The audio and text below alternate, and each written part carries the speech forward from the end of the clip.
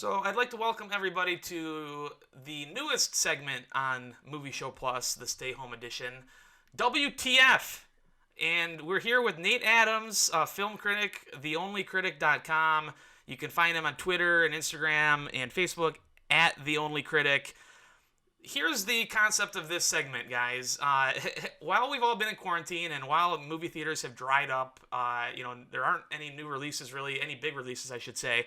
My friend here, Nate Adam, had, might I say, the courage to publicly get out there and try to catch up on some classic films that he has not seen in his lifetime.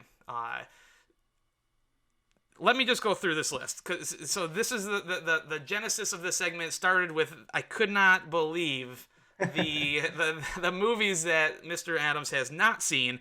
Let's rattle through just a few of them. These are movies that you have not seen prior to a couple weeks ago. Correct. Recently.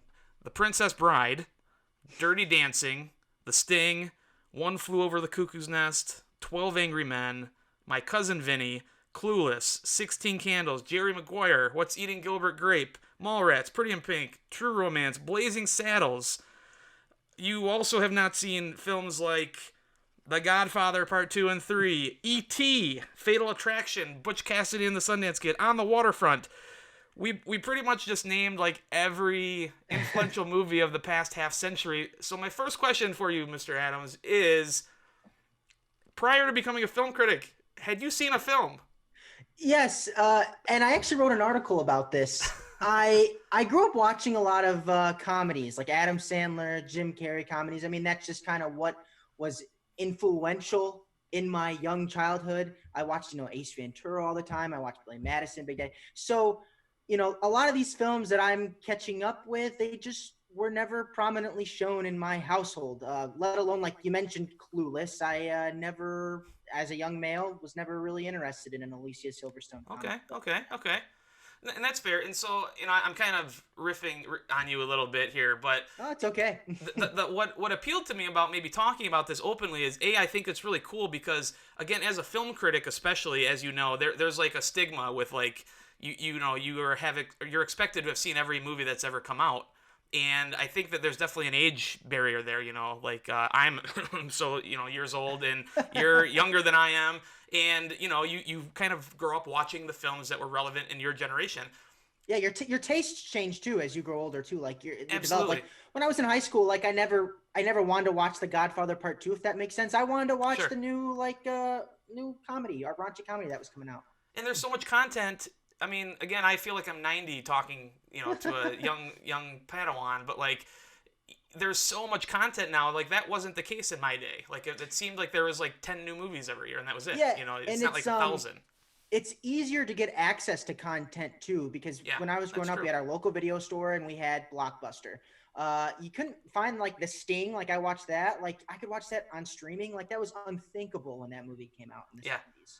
So we talked about a couple, we mentioned a few of the movies. The cool thing about this, though, is, again, the courage that you showed to kind of come out publicly with this. But the idea that, as you say, these are your words, but everybody kind of has their skeletons in their closet, though. Everybody has movies that everybody is like, WTF.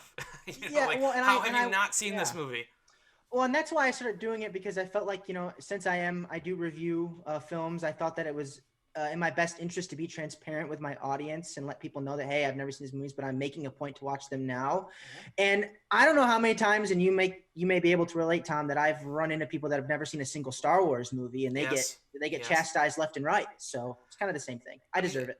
My wife too has still not seen Top Gun, has not seen The Goonies. And I've seen those, so I'm okay. We'll explore this hopefully as the segment goes on over time. But like, again, that's the cool part about it is I think that maybe you'll agree, but there are certain movies that hold on forever. Like they're just classic movies, and any generation can watch it and understand why they're classic. The Wizard of Oz comes to mind. Please tell me you've seen it. Yes, of Okay, course. good. That's good. But like other movies. In my family, for example, there was a movie that came out in the 90s. I don't know if you've ever seen it. It's called Judgment Night with Never Emilio even heard of Estevez. it. Yeah. It's not a good movie. I thought it was a great movie. I forced my family to watch it one night, and it did not hold up. Like 20 years later, it was a terrible movie, and I had to apologize to them. And they still bring this up to this day. I'll be like, "Oh yeah, this movie's really good," and they'll be like, "Is it Judgment Night good?" And I'll just be like, Yeah, "Oh, okay." every household has that one movie that's like maybe not as universally beloved, but it's a staple in your family, right? Yeah, exactly. So, but I think it's fun to watch, have you watch these classic quote unquote movies that people are, clamoring for you to see, and then to kind of see maybe how they hold up in today's audience. So, of all those movies that we mentioned that you have been going through, that you have been getting caught up on, which ones have kind of stood out to you as the ones that you are like, after seeing it, you're like, wow, I too can't believe I hadn't seen that yet. That was so good. The one I watched it yesterday. It was called Mississippi Burning with Gene Hackman and Absolutely. Willem Dafoe, and I was blown away. I Hackman, he is such a powerhouse performer, and I'm just sitting there thinking, why have I never haven't seen more movies with him lately? And I looked at his filmography, and the last thing he made was Welcome to Mooseport in Yeah. 2004 with Ray Yeah. Romano. He's And retired. so I feel kind of Roger Ebert always said that he was jealous of somebody that was going to sit down and watch a classic for the first time. So I have to take it like that. And that was probably one of the best ones that I've watched thus far. And that was, I think, in 1988. I want to say it came out. Have there been any duds? Have there been any ones that you watch and you're like, seriously? Like, people think that this is a classic film? One that comes to mind is probably, and I might get some flack for this, Dirty Dancing. I just watched it for the first time, and that was probably the one that probably tipped the iceberg, and like, how have I never seen this movie? And I watched it, and I could see that Jennifer Grey and Patrick Swayze had terrific chemistry. The soundtrack was great, but I mean, it's really like it's cheesy. It's of its time, and I'm not necessarily sure that in today's climate, if it's like this, end all be all come. But to a lot of people, it is, and I can. Now is a good time to put the disclaimer out that the opinions on the show do not reflect the opinions of Movie Show Plus. But also, I'm learning that some of the films that I've rewatched, I'm astonished that they got made then. But I guess it was a different time. I know what you're referring to because I just saw you saw Blazing Saddles. Blazing Saddles was, now full disclosure, I laughed numerous times. Oh yeah, it's a hilarious movie. And I think what that movie gets a pass for is that it is a satire. So back then it was satire. So it's kind of protected by that wall. It could never get made now. Could never get made now, of course. But whereas a movie like I watched Heathers, and Heathers deals with a lot of touchy subjects like teen suicide, teen shootings, bombings of like schools. And that's not, I can see the satirical elements in that a little bit, but I don't think it's as protected as Blazing Saddles is. Now, there's a good segue into, I'll share a skeleton of mine. I don't know how big of a skeleton it is, but the movie you just mentioned, Heathers, a film, a classic film, I know a lot of people love. Never seen it. Never seen it. Hey, now's the time, right? We have no excuses to not catch up with these movies, right? So that's true. So in preparing for this first installment of WTF here, though, I put together, we're going to do a lightning round, if you're okay with that. Let's go. I'm going to rattle through a list of films that I feel are classic movies that need to be in everybody's repertoire of films, critic or no critic, and just a simple yes or no as I go through each one as to have you seen the movie, have you not seen the movie. All right. And I know that there is some gray area there because sometimes I've seen you put like, well, I saw it when I was 5, so I don't really remember it, but I did see it. How about this? If I have seen it but I don't remember it, I'm going to qualify it as a first-time watch. There you go. Okay, so let's do this. Ready for lightning round? Let's go. All right. Citizen Kane. Yes. Casablanca. Yes.